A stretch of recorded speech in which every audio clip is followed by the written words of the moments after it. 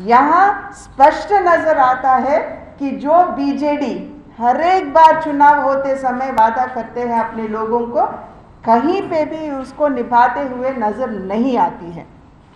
उदाहरण के लिए मैं बताना चाहती हूँ, 2019 में 2014 में बीजू जनता दल ने यही वादा किया कि हम पक्का घर बना के देंगे यहाँ के गरीब लोगों को, कच्चे घर जो है उसे हम पक्का करेंगे। ये 2014 में उन्होंने वादा किया था। फिर 2019 में जब चुनाव हुआ, उसी वादे के साथ आगे आए कि अब जो कच्चे घर है उन सबको हम पक्का कराएंगे। यानी कि 2014 से लेके 2019 तक आपने अपना जो वादा था पक्के घर बनाने का, उसे नहीं निभाए, ये स्पष्ट नजर आता हमको। अब भी कहते हैं कि कच्चे घर को हम पक्के घर में बदल देंगे, पर ग्रामीण क्षेत्र में लगभग 2 लाख घर अब भी बनानी है।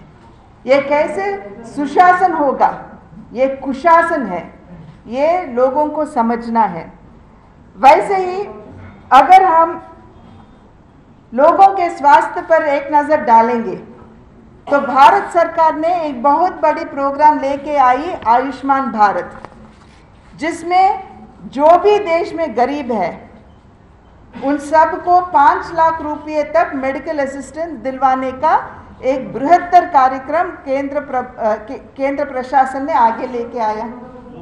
यहाँ ओडिशा में OTF नाम के एक प्रोग्राम थी इससे पहले, पर जब आयुष्मान भारत लेके आए तो यहाँ के मुख्यमंत्री OTF को बंद करके यही बोले कि हम बिजू स्वास्थ्य योजना लेके आएंगे, जिसके तहत हम गरीबों के स्वास्थ्य दिलवाएंगे हम।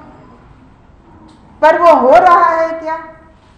जितना रुपये हर एक हॉस्पिटल को देना है इतना कम रखे कि गरीब किसी हॉस्पिटल में जाना छोड़िए, कोई भी हॉस्पिटल अब इस स्वास्थ्य योजना में जुड़ने के लिए तैयार नहीं है। ये आप सबको मालूम है।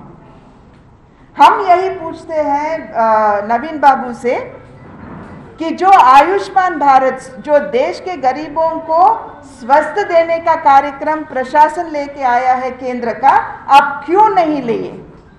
आप गरीबों का वेलफेयर नहीं चाहते हो क्या? उसकी भलाई नहीं चाहते हो क्या? आपको गरीबों को जवाब जरूर देना है। वैसे ही आपने ये भी वादा किए कि उड़ीसा में सभी को हम पीने का पानी नल के थ्रू देंगे, पर हम आज पूछना चाहते हैं नवीन बाबू से कि कितने घरों तक आप ये नल का पानी लेके गए?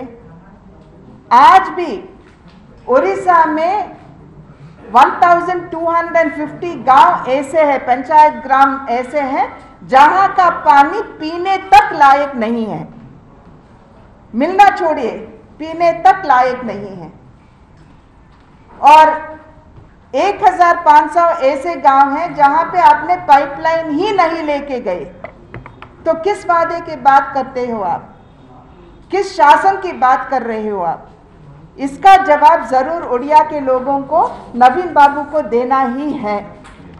और वैसे ही किसानों के मुद्दे पे आएंगे।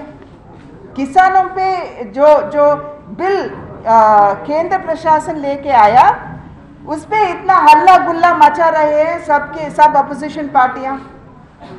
हम यहाँ के प्रशासन से यही पूछना चाहते हैं, या यहाँ के किसानों को यही पूछना चाहते हैं कि कौन किसानों का हित चाहता है, केंद्र प्रशासन या प्रदेश का प्रशासन?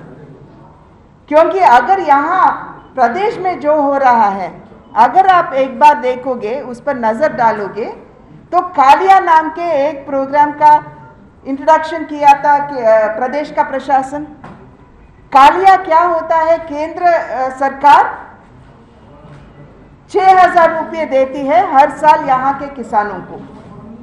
वो तो आ रही है उनके बैंक के अकाउंट में, पर जो 4000 रुपये कालिया प्रोग्राम के अंदर प्रदेश सरकार को देना है, अब तक वो नहीं दे रहे हैं।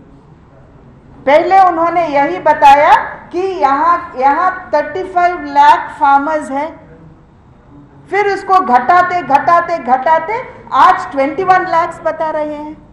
यानी कि आपके यहाँ एन्यूमरेशन ही ठीक तरह से नहीं हुआ, ये स्पष्ट रूप से हमें जान पड़ता है। और यही नहीं, आपने कहा कि अगर आप मुझे आशीर्वाद दोगे और मुझे सत्ता पे लेके आओगे तो 10 लाख एकड़ को मैं सिंचाई के पानी दूंगा। हर साल मैं 25% बढ़ाते बढ़ाते मैं 5 साल के अंदर 10 लाख एकड़ को मैं सिंचाई का पानी दूंगा। अब भारतीय जनता पार्टी पूछ रही है उनसे, उड़ीसा के किसान पूछ रहे हैं नवीन बाबू से कि आप इन सालों में जब तक आप सत्ता में आने से लेकर अब तक कितने लाख हेक्टेयर को आपने सिंचाई के पानी दिया, आपको जवाब देना पड़ता है।